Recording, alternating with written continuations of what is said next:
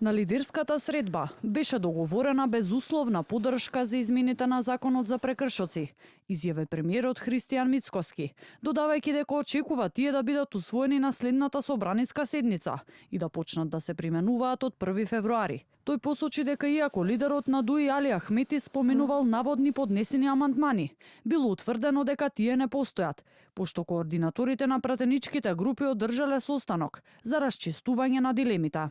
Таков состанок, колку што јас сум информиран во текот на вчерашниот ден се случи, бидејќи одсутен министерот за внатрешни работи од Македонија беше вклучен преку телефонски повик, беа разјаснети сите нејасни работи и очекувам законот за прекршоци веќе на следната собраниска седница да помине. Ќе повторам, тој поминува со двотретинско мнозинство без потреба од Бадинтер и од 1 февруари така наречениот безбеден град проектот да стартува.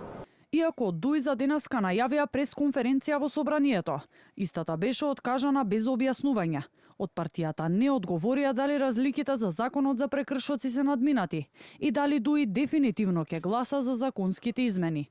Од МВР велат дека системот безбеден град технички ќе биде спремен за пуштање во употреба во предвидениот рок од 1 февруари во Скопје, Куманово и Тетово, а до крајот на годината и на територијата на целата држава, доколку законските измени се донесат навремено.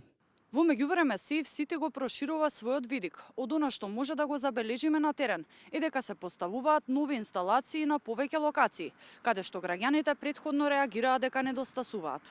Покрај нови камери, на дел од скопските улици веќе може да се забележи нова сигнализација, односно табли поставени во близина на камерите, кои ги предупредуваат возачите да ја контролираат брзината.